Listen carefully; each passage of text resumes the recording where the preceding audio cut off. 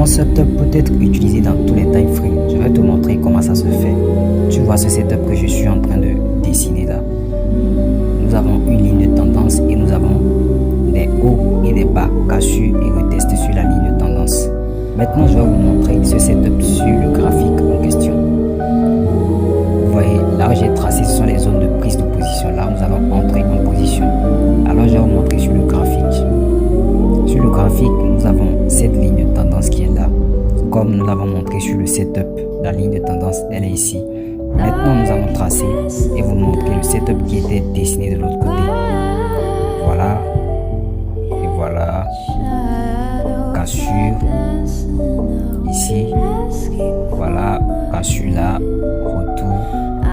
Et continuation. Vous voyez ces zones qui sont là. Les zones qui sont là.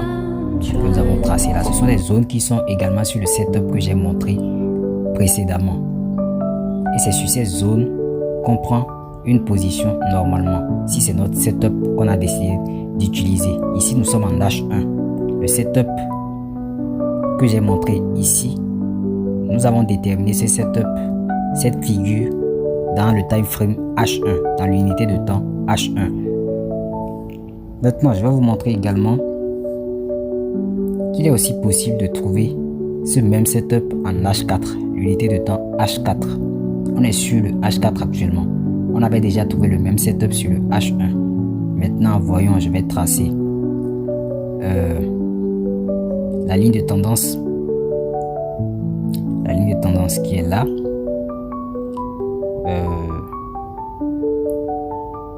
Ligne de tendance. Voilà, je vais tracer la ligne de tendance. Comme ça. Notre setup commence toujours avec la ligne de tendance. Ensuite, ce que je vais faire, c'est que je vais représenter les cassures hauts et bas. Les hauts et bas que nous avons montrés sur notre setup. Je vous rappelle qu'ici, on est en H4 et non en H1. On a déjà changé d'unité de temps. Voilà. Haut, bas, haut, bas, haut, retour, haut, bas, et on continue.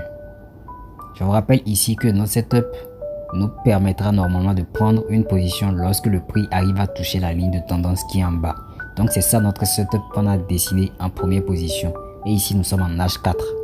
Vous voyez là où le prix a touché la ligne de tendance, c'est là où j'ai tracé les zones. Ce qui veut dire que c'est là où nous allons prendre notre position.